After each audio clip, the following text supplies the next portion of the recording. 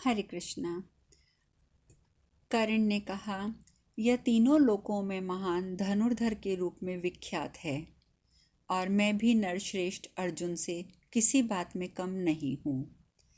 इधर उधर दोनों ओर से छूटे हुए गीध की पांखों से युक्त सुवर्णमय बाणों द्वारा आच्छादित हो आज आकाश जुगनों से भरा दिखाई देगा।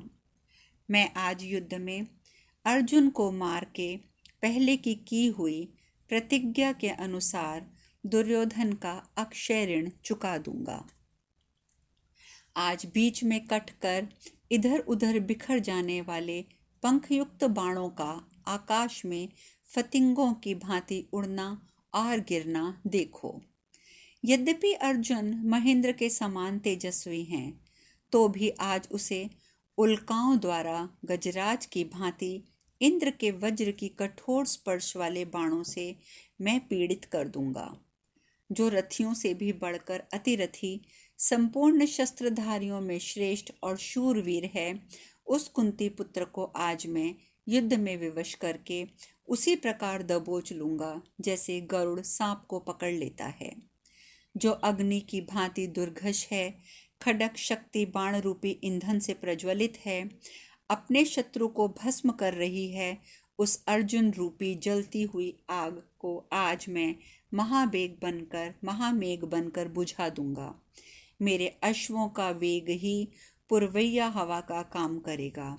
रथ समूह की घरघराहट ही बादलों की गंभीर गर्जना होगी और बाणों की धारा की जलधारा काम करेगी।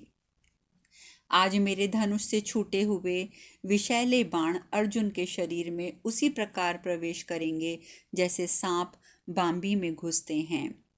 मुनि श्रेष्ठ परशुराम जी से मैंने जो अस्त्र प्राप्त किए हैं, उन अस्त्रों और अपने पराक्रम का आश्रय लेके मैं इंद्र से भी युद्ध कर सकता हूँ।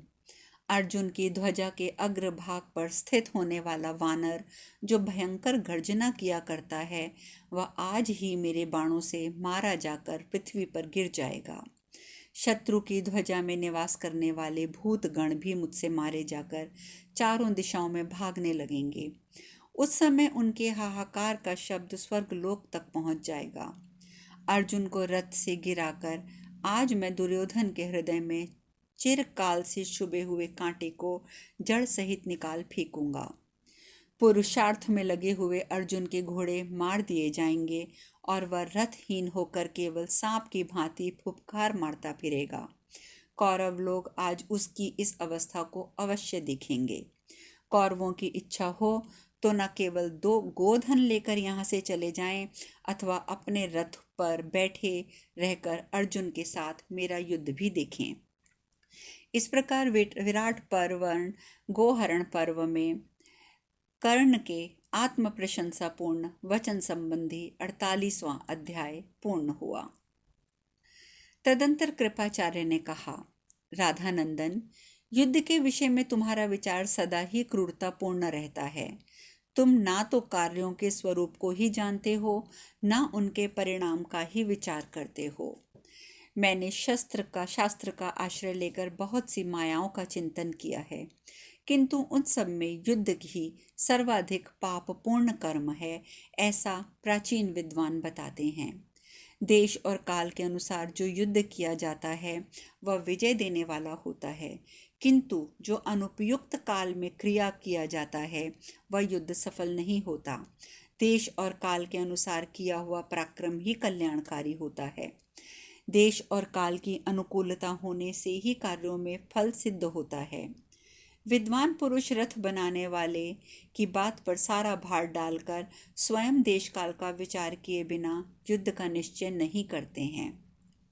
विचार करने पर तो यही समझ में आता है कि अर्जुन के साथ युद्ध करना हमारे लिए कदापि उचित नहीं है, क्योंकि वे अकेले ही हमें परास्त कर सकते हैं। अर्जुन अकेले ही उत्तर कुरु देश पर चढ़ाई करके और उसे जीत कर लाए हैं।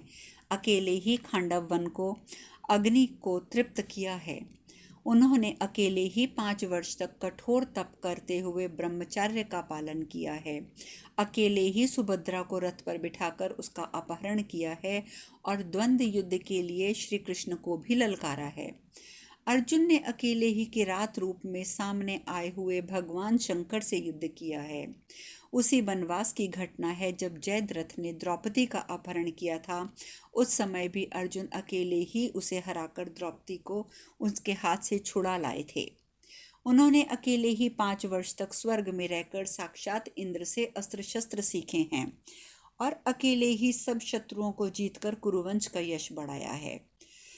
शत्रुओं का दमन करने वाले महावीर अर्जुन ने कौरवों की घोष यात्रा के समय युद्ध में गंधर्वों की दुर्जय सेना का वेगपूर्ण सामना किया है और वह अकेले ही गंधर्वराज चित्रसेन पर विजय प्राप्त कर चुके हैं। निवात कवच और काल खंज आदि दानवों को तो देवता गणों के लिए भी जो अवध्य थे, अर्जुन ने अकेले ही उन सबको युद्ध में मार गिराया है। किंतु कर्ण, तुम तो बताओ, तुमने पहले कभी अकेले रहकर इस जगत में कौन सा पुरुषार्थ किया है? पांडवों में से तो एक एक ने विभिन्न दिशाओं में जाकर वहां के भूमिपालों को अपने वश में कर लिया था। क्या तुमने कभी ऐसा कार्य किया है? अर्जुन के साथ तो इंद्र भी रणभूमि में खड़े होकर युद्ध नहीं करते। फिर जो उनसे अकेले भिड़ने की बात करता है वह पागल है, उसकी तो दवा करानी चाहिए।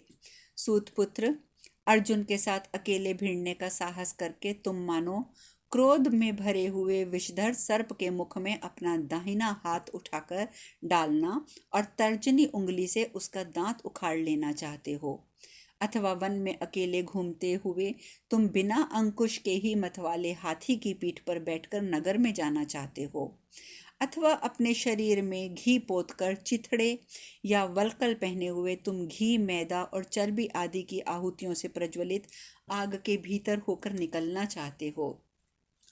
अपने आप को बंधन में जकड़कर और गले में बड़ी शिला बांधकर कौन दोनों हाथों से तैरता हुआ समुद्र पार कर सकता है?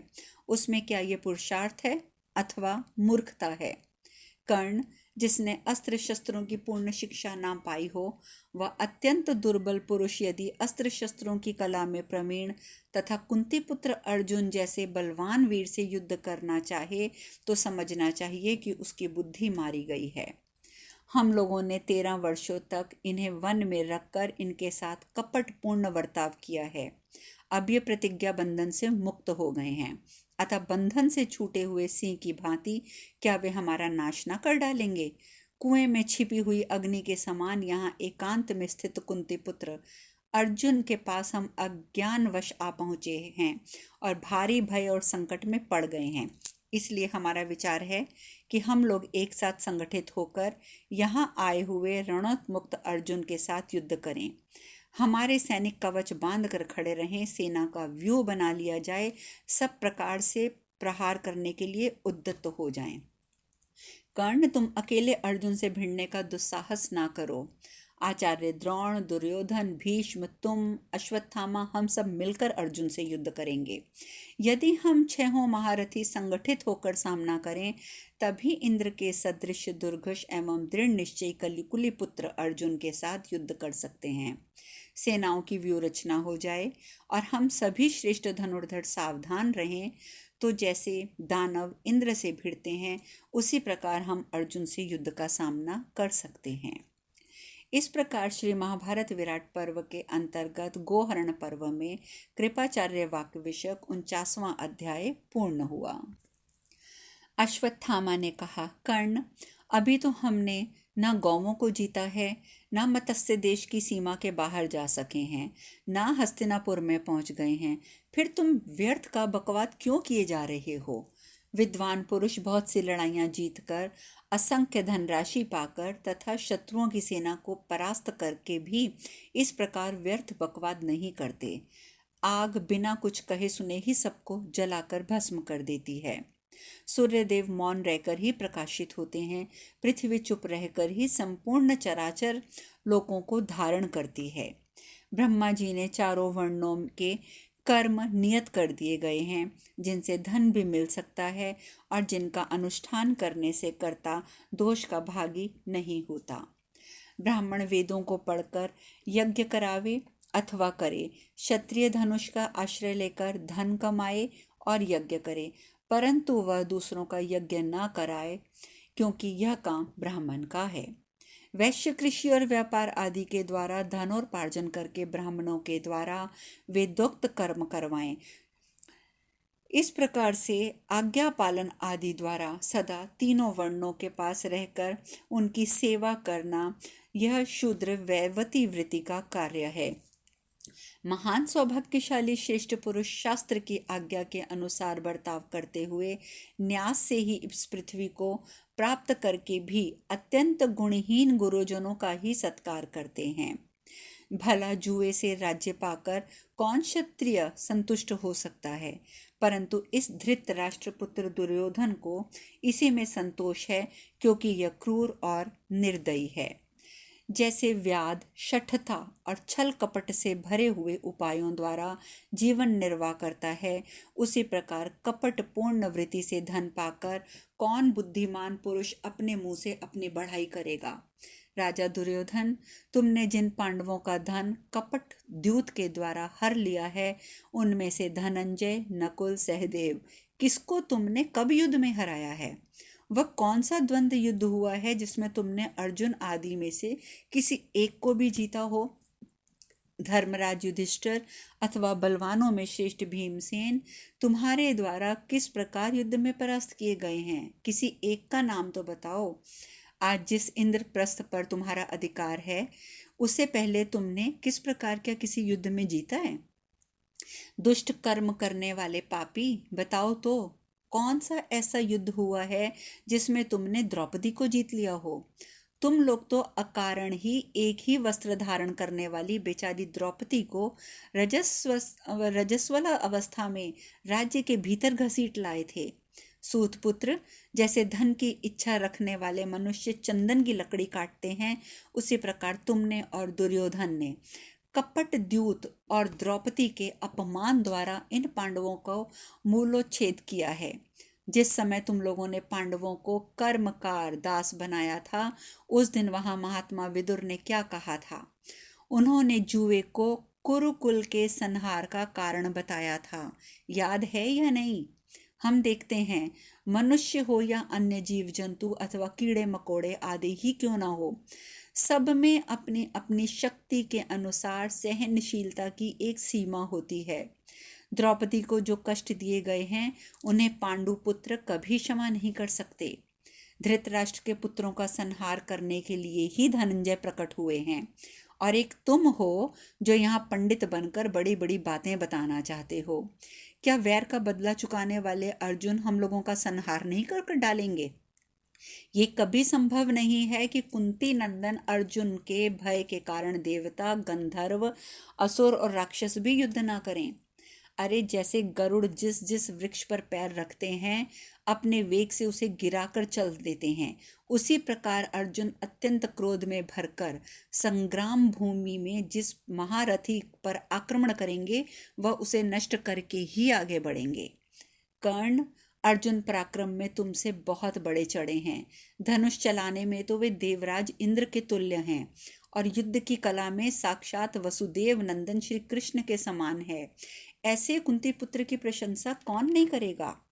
जो देवताओं के साथ देवोचित ढंग से, मनुष्यों के साथ मानवोचित प्रणाली से युद्ध करते हैं, और प्रत्येक अस्त्र को उसके विरोधी अस्त्र द्वारा काट कर सकते हैं, उस कुंती पुत्र धनंजय की समानता करने वाला कौन पुरुष है? धर्मज्ञ पुरुष ऐसा मानते हैं कि गुरु को पुत्र के बाद शिष्य ही प्रिय होता है। इस कारण ही पांडुनंदन अर्जुन आचार्य द्रोण को प्रिय हैं, अतः वे उसकी प्रशंसा क्यों ना करें? दुर्योधन, तुम लोगों ने जुए का खेल किया है। जिस तरह इंद्रप्रस्थ के राज्य का अपहरण किया और जिस प्रकार भरी सभा में द्रौपदी को घसीट कर ले गए, उसी प्रकार पांडुनंदन अर्जुन से भी युद्ध करो। अब इस अन्याय के समय तुम हमारे सहयोग की आवश्यकता क्यों जान पड़ती है? अरे इस युद्ध को तो तुम्हें अकेले भी लड़ने के लिए उत्साहित होना चाहिए। ये तुम्हारे मामा शकुनी बड़े बुद्धिमान और क्षत्रिय धर्म के महापंडित हैं ना। छल पूर्वक जुआ खेलने वाले ये गंधार नरेश शकुनी भी यहाँ अब सामने आए और युद्ध करें। गांडीव धनुष कृतयुग, द्वापर और त्रेता नामक पासे नहीं फेंकते हैं, वह तो लगातार तीखे और प्रज्वलित बाणों की वर्षा करते हैं। गांडीव से छूटे हुए गीध के पंख वाले तीखे बाण पर्वतों को भी विदीर्ण करने वाले हैं। वे शत्रुओं की छाती में घुसे बिना नहीं रहते हैं। यमराज, वायु, मृत्यु और बड़वानल ये चाहे जड़ मूल से नष्ट ना कर दें, कुछ बाकी ना छोड़ दें, परंतु अर्जुन कुपित होने पर कुछ भी नहीं छोड़ेंगे, ये सत्य है।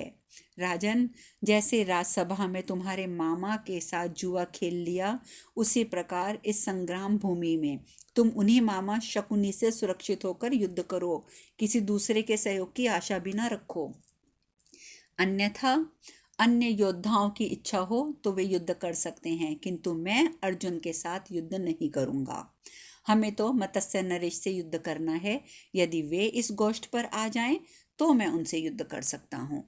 इस प्रकार श्री महाभारत विराट पर्व के अंतर्गत गोहरण पर्व के उत्तर ग्रह के समय अश्वत्थामा वाक्य विषयक 50वां अध्याय पूर्ण हुआ। यह सब सुनकर भीष्म पितामह बोले, दुर्योधन, अश्वत्थामा ठीक विचार कर रहा है। कृपाचार्य की दृष्टि भी ठीक है। कर्ण तो केवल क्षत्रिय धर्म की दृष्टि से युद्ध करना चाहता है। विज्ञ पुरुष को अपने आचार्य की निंदा या तिरस्कार नहीं करना चाहिए। मेरा भी यही विचार है कि देश काल का विचार करके ही युद्ध करना उचित होता है। जिसके सूर्य के समान तेजस्वी और प्रहार करने में समर्थ 5 शत्रु हों, उन शत्रुओं का अभ्युदय हो रहा हो, उस दशा में विद्वान पुरुष को कैसे मोह न हो।